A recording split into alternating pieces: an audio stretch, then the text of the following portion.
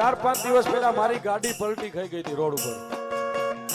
મારી ગાડી રોડ ઉપર પલટી ખાઈ ગઈ હતી અને મેં ખુદે એવું નક્કી કરી લીધું હતું કે હવે ગોવિંદ ગઢવીનું પૂરું એમ.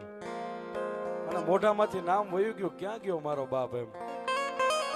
હા, અને સાહેબ ભોળા જ જાતો હતો હું. મંગળવારનો દિવસ હતો, ભોળા જ જાતો હતો અને ગાડી 3 પલટી મારી ગઈ, 3 ગલોટિયા રોડ ઉપર ખાઈ ગઈ. ગાડી ટોટલ લોસ થઈ ગઈ છે, કંપનીમાં આવી ગઈ છે.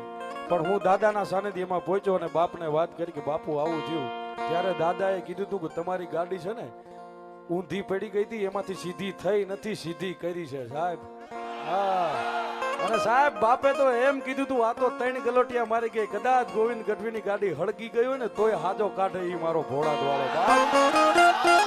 એટલા માટે મારે કેવું પડે કે કણે કણમાં મારો બાપ બેઠો છે, અણે અણમાં મારો બાપ બેઠો છે.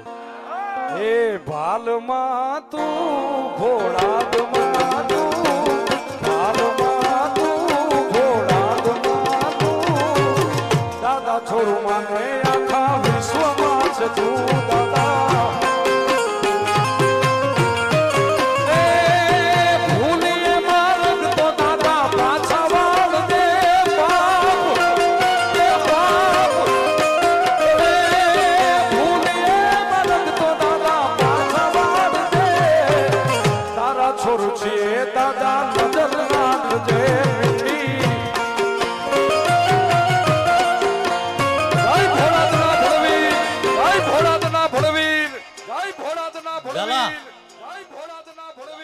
આ તો કદાચ જગત ને એમ થાય થઈને સાંભળીને કે બાકી મેં આગલા પ્રોગ્રામમાં 10 દી માર કીધું ગોવિંદભા કદાચ યમરાજે આવ્યો હોય ને ભાઈ, અને જો કદાચ વાળે હલવા દો મારીને તારી ઓળખાણ નકામી પડી જાય.